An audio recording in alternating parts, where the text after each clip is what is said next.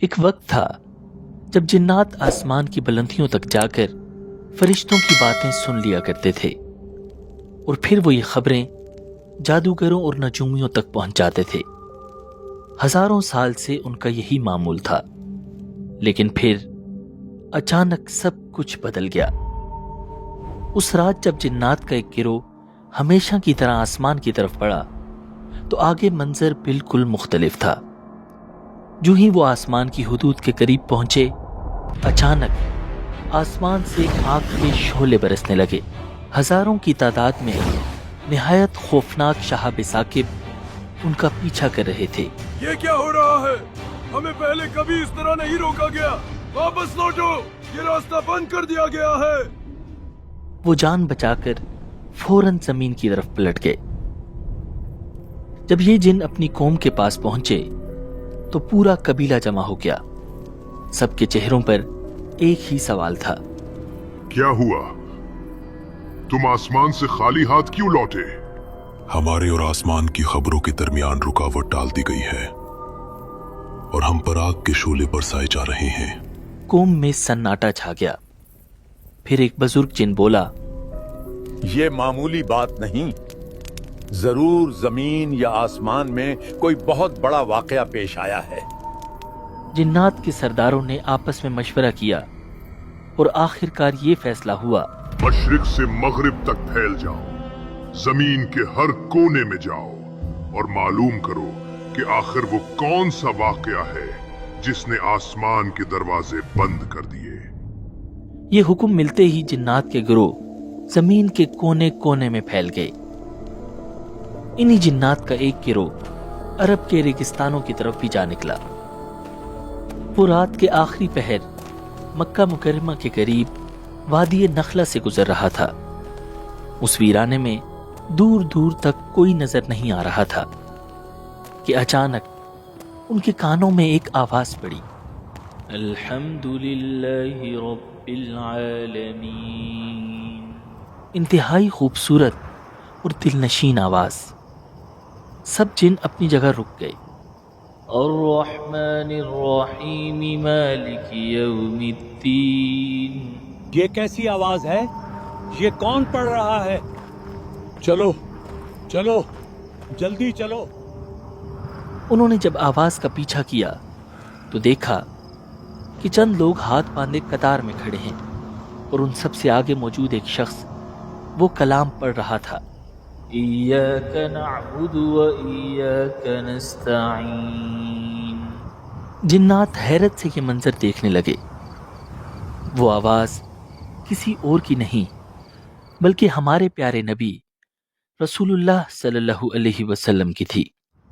حضور فجر کی نماز میں قرآن کی تلاوت فرما رہے تھے اور آپ کے ساتھ صحابہ کرام موجود تھے۔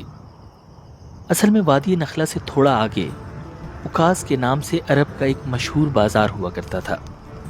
رسول اللہ صلی اللہ علیہ وسلم صحابہ کرام کے ساتھ اسی اکاز کے بازار کی طرف جا رہے تھے کہ رات ہو گئی تو آپ نے وادی نخلہ میں قیام کر لیا اور اب آپ صحابہ کے ساتھ فجر کی جماعت ادا کر رہے تھے۔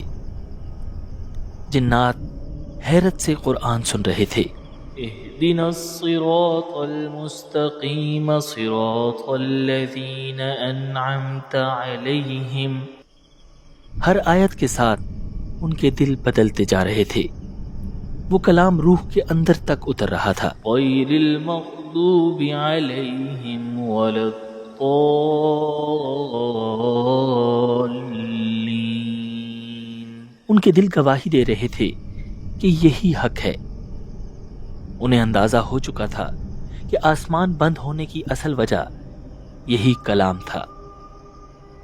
قرآن سننے کے فوراً بعد وہ جن اپنی قوم کی طرف واپس لوٹ گئے۔ بتاؤ کیا پتا چلا؟ ہم نے وہ چیز پالی ہے جس کی وجہ سے آسمان بند ہوا۔ ہم نے ایک عجیب کلام سنا ہے جو سیدھا رستہ بتاتا ہے۔ ہم اس پر ایمان لاتے ہیں اور اب ہم اپنے رب کے ساتھ کسی کو شریک نہیں ٹھہرائیں گے۔ اور یوں وہ سب کے سب جن مسلمان ہو گئے۔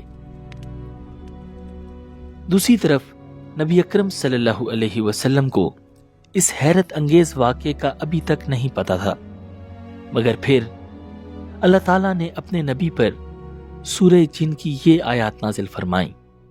قل اوحی الی انہ استمع نفر من الجن فقالوا انا سمعنا قرآنا عجبا۔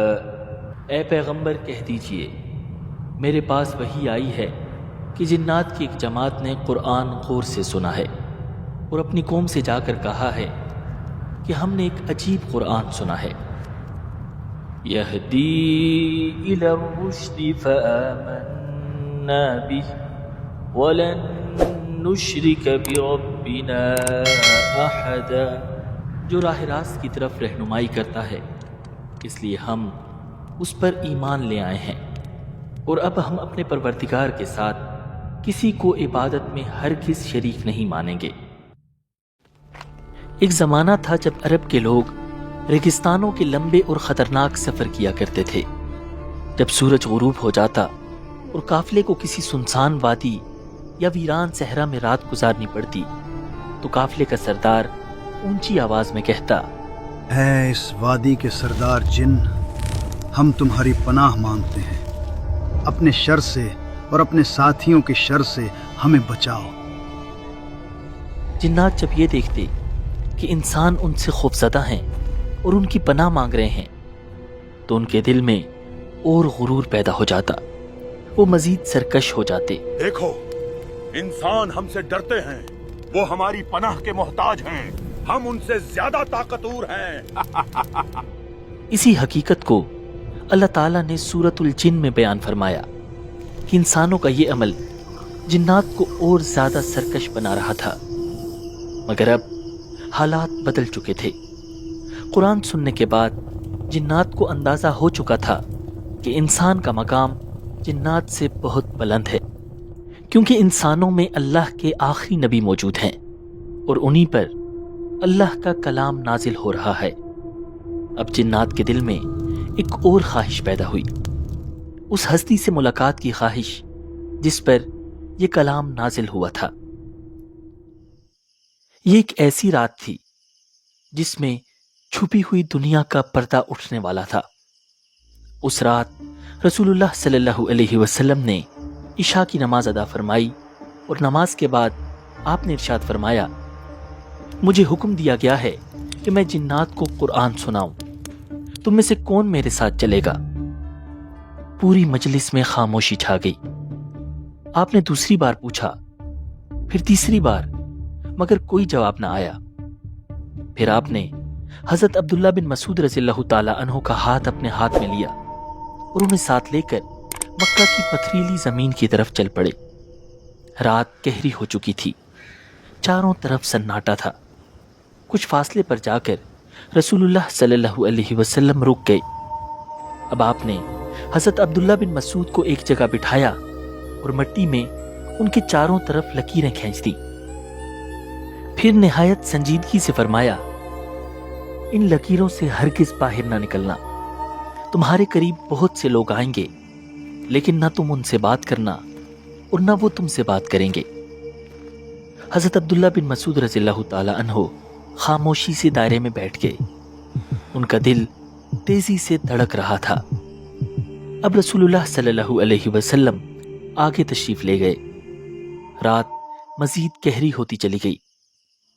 اچانک عبداللہ بن مسعود رضی اللہ تعالی عنہ نے محسوس کیا کہ کوئی عجیب و غریب مخلوق ان کے قریب آ رہی ہے۔ وہ بہت اونچے لمبے تھے، مگر نہ ان کے چہرے صاف دکھائی دے رہے تھے اور نہ ہی ان کے لباس۔ وہ حضرت عبداللہ بن مسعود کے قریب آ کر لکیروں کے پاس رک جاتے اور پھر کچھ کہے بغیر خاموشی سے رسول اللہ صلی اللہ علیہ وسلم کی طرف بڑھ جاتے۔ عبداللہ بن مسعود کا دل خوف سے کانپ رہا تھا۔ رات بھر جنات آتے رہے اور حضور کے پاس حاضر ہوتے رہے۔ جب رات ختم ہونے کے قریب ہو گئی تو رسول اللہ صلی اللہ علیہ وسلم واپس تشریف لے آئے۔ حضرت عبداللہ بن مسعود ابھی تک دائرے کے اندر بیٹھے ہوئے تھے۔ آپ صلی اللہ علیہ وسلم نے فرمایا، میں ساری رات جاگتا ہی رہا۔ پھر آپ صلی اللہ علیہ وسلم دائرے کے اندر داخل ہوئے اور عبداللہ بن مسعود کے پاس لیٹ کر سو گئے۔ جو ہی حضور کی نیند گہری ہوئی، ایک اور عجیب و غریب مخلوق حاضر ہو گئی، مگر یہ مخلوق پہلے کی طرح خوفناک نہیں تھی، بلکہ یہ بہت نورانی ہستیاں تھیں۔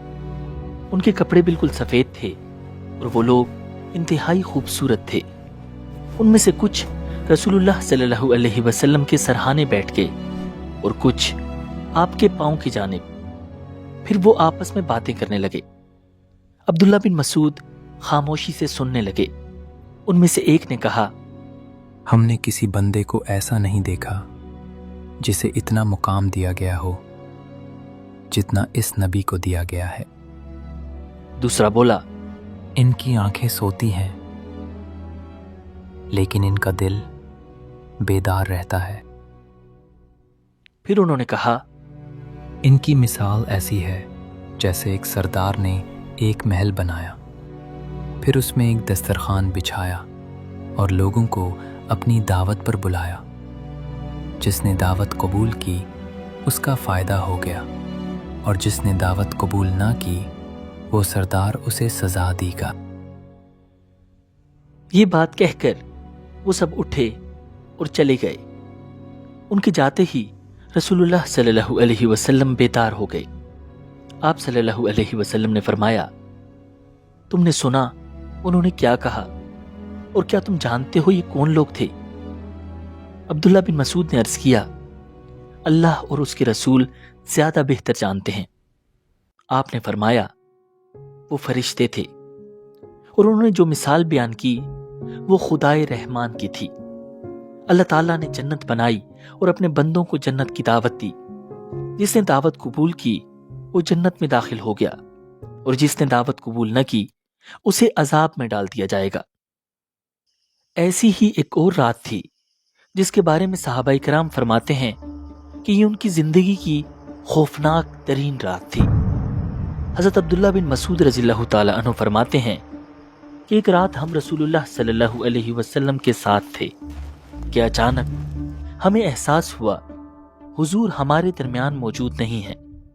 ہم گھبرا گئے اور فوراً آپ کی تلاش شروع کر دی۔ وادیوں میں ڈھونڈا، گھاٹیوں اور دروں میں دیکھا، لیکن حضور کہیں نظر نہ آئے۔ ہمارے دلوں میں طرح طرح کے خیال آنے لگے۔ کہیں حضور کو اٹھا تو نہیں لیا گیا، کہیں کسی دشمن نے نقصان تو نہیں پہنچا دیا۔ حضرت عبداللہ بن مسعود فرماتے ہیں، ہم نے وہ رات شدید بے چینی میں گزاری، ایسی رات جو شاید ہی کسی قوم نے کبھی گزاری ہو۔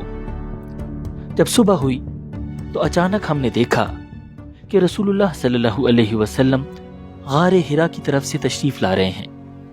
ہم دوڑ کر قریب گئے اور عرض کیا، یا رسول اللہ صلی اللہ علیہ وسلم، ہم نے آپ کو ساری رات تلاش کیا اور بہت خوف کے عالم میں رات گزاری۔ تب رسول اللہ صلی اللہ علیہ وسلم نے حقیقت بیان فرمائی۔ آپ صلی اللہ علیہ وسلم نے فرمایا، میرے پاس جنات کی طرف سے ایک پیغام لانے والا آیا تھا اور میں اس کے ساتھ کیا تھا۔ میں نے جنات کے سامنے قرآن کی تلاوت کی۔ پھر حضور ہمیں اپنے ساتھ لے کر گئے اور فرمایا، یہ دیکھو، یہ ان کے قدموں کے نشان ہیں اور یہ ان کی آنکھ کے نشانات ہیں۔ صحابہ نے زمین پر وہ نشان اپنی آنکھوں سے دیکھے۔ روایات میں آتا ہے کہ جنات نے نبی اکرم صلی اللہ علیہ وسلم سے کئی ملاقاتیں کی اور آپ سے دین سیکھا، جس سے پتہ چلتا ہے کہ قرآن صرف انسانوں کے لیے نہیں بلکہ جنات کے لیے بھی ہدایت ہے، اور محمد رسول اللہ صلی اللہ علیہ وسلم صرف انسانوں کے نہیں بلکہ جنات کے بھی رسول ہیں۔